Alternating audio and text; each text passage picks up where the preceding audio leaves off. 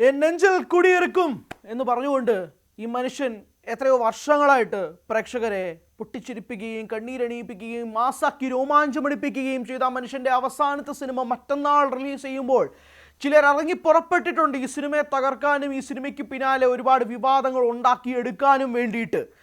വിജയ് സൈന്യത്തെ അപമാനിക്കാൻ ശ്രമിക്കുന്നു. ഈ സിനിമയിൽ പല പല വയലൻസ് ആക്ഷൻ രംഗങ്ങളുണ്ടെന്നൊക്കെ പറയുമ്പോൾ പോലും വിജയ് സൈന്യത്തെ അപമാനിക്കാൻ ശ്രമിച്ചു എന്നുൾപ്പെടെയുള്ള കാര്യങ്ങൾ സെൻസർ ബോർഡിലേക്ക് പരാതിയായി എത്തിച്ചെടുത്ത ആളുകളെ നിങ്ങളോട് പറയാനുള്ള ഒരൊറ്റ കാര്യം മാത്രമാണ്, ഇതൊക്കെ അടിസ്ഥാനരഹിതമായ, ഇതൊക്കെ വിചിത്രമായ വാദങ്ങളാണെന്നുള്ള KVN പ്രൊഡക്ഷൻസിൻ്റെ വാദം തന്നെയാണ്. അതായത് ഈ സിനിമയുടെ കണ്ടന്റ് പോലും കാണുന്നതിന് മുമ്പ്, ഈ സിനിമയുടെ കണ്ടന്റ് പോലും അറിയുന്നതിന് മുമ്പ് ഈ സിനിമയ്ക്കെതിരെ പരാതികളുമായി രംഗത്തെത്തുമ്പോൾ തന്നെ അറിയാമല്ലോ ഇതൊരു വിജയ് സിനിമയാണ്. വിജയ് സിനിമയുടെ റിലീസിൻ്റെ തലേ ദിവസം വരെ വിവാദങ്ങൾ ഇങ്ങനെ വന്നുകൊണ്ടിരിക്കും. കാരണം ഈ മനുഷ്യൻ ഇതൊന്നും കാണുന്നത് ആദ്യമായിട്ടൊന്നുമല്ല. പലയിടത്തും പല കാര്യങ്ങളും കേട്ടു. ജനനായകൻ ജനുവരി 9 റിലീസ് ചെയ്യുമോ, അയ്യോ മാറ്റിവെക്കുമോ, അയ്യാ ഇത് ദളപതി പടം ജനുവരി 9 ആരാധകർക്ക് മുന്നിലേക്ക് ഈ സിനിമ എത്തിയിരിക്കും എന്നുള്ളതിന് കൃത്യമായ രീതിയിലേക്ക് കാര്യങ്ങൾ മാറുകയാണ്. 9 എന്ന് പറഞ്ഞാൽ 9 അയാളുടെ അവസാനത്തെ സിനിമയെ കെടുത്താനും അതിൻ്റെ ശോഭ കെടുത്താനും വേണ്ടിയിട്ടുള്ള പലരുടെയും ശ്രമങ്ങൾ അതൊക്കെ വെള്ളത്തിൽ വരച്ച വര പോലെയായിട്ട് തന്നെ മാറും. 9 ഈ സിനിമ ജനങ്ങളുടെ മുന്നിലേക്ക് എത്തും. ആരാധകരും കുടുംബ പ്രേക്ഷകരും കാണും. അയാൾക്കൊരു നല്ല ഫെയർവെൽ കൊടുത്തുകൊണ്ട് തന്നെ തിയേറ്ററിൽ കണ്ണീരോടെ ജനപ്രേക്ഷകർ തിയേറ്ററിൽ നിന്നും പുറത്തേക്ക് ഇറങ്ങും. അയാളുടെ സിനിമകൾ വീണ്ടും വീണ്ടും റിപ്പീറ്റ് അടിച്ചിരുന്ന് കാണും. അയാളുടെ ഉള്ളിലെ രാഷ്ട്രീയക്കാരൻ എന്തുമാകട്ടെ, 2026 പൊളിറ്റിക്സ് അയാൾക്ക് ജയമോ തോൽവിയോ സമ്മാനിക്കട്ടെ, അയാളുടെ നായകനെ, അയാളിലെ നടനെ പ്രേക്ഷകർ ഇരുകൈയും നീട്ടി സ്വീകരിച്ചിട്ടുണ്ട്.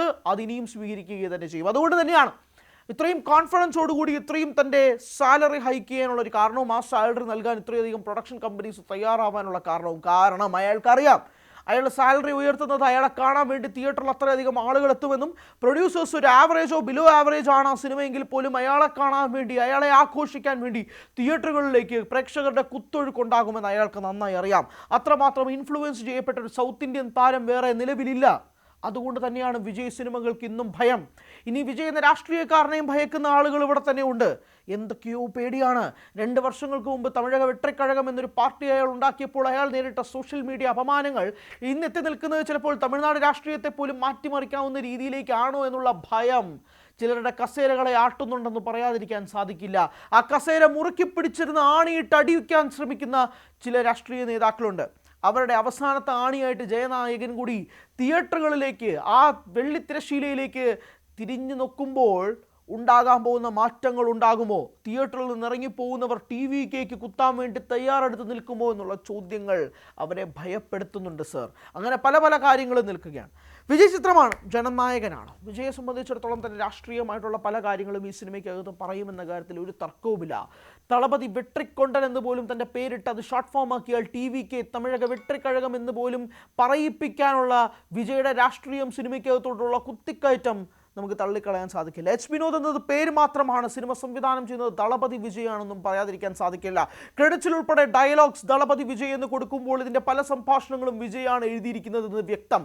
വിജയ്ക്ക് 100 സ്റ്റേജിൽ പോയി പ്രസംഗിക്കാനുള്ള പല സംഭാഷണങ്ങളും സിനിമയിൽ ഒരു സീനായി തിരികെ കയറ്റി വിജയ് ഇതിനകത്ത് പറഞ്ഞാലും അതിൽ അത്ഭുതപ്പെടാനൊന്നുമില്ല. രാഷ്ട്രീയക്കാരനായ വിജയ് അതിന് ഓൾറെഡി തയ്യാറെടുത്ത് കഴിഞ്ഞിരിക്കുന്നു.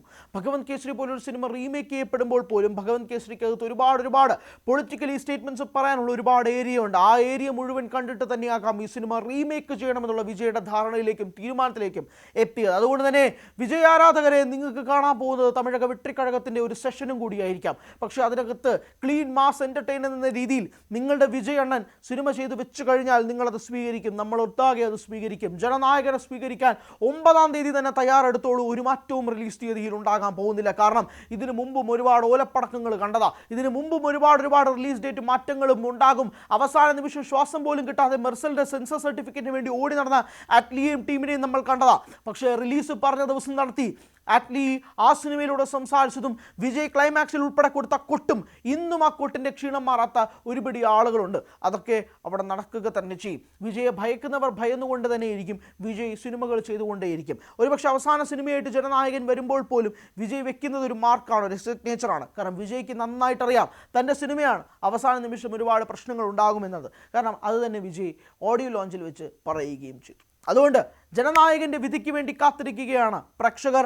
9-ാം തീയതി 6 മണിക്ക് തൊട്ട് ടിക്കറ്റ് ബുക്ക് ചെയ്തവർ ക്യാൻസൽ ചെയ്യേണ്ട. കാരണം സിനിമ 9-ാം തീയതി തന്നെ തിയേറ്ററുകളിലേക്ക് എത്തും. കൂടുതൽ വാർത്തകൾക്ക് news 18 Keralam YouTube channel subscribe ചെയ്യുക.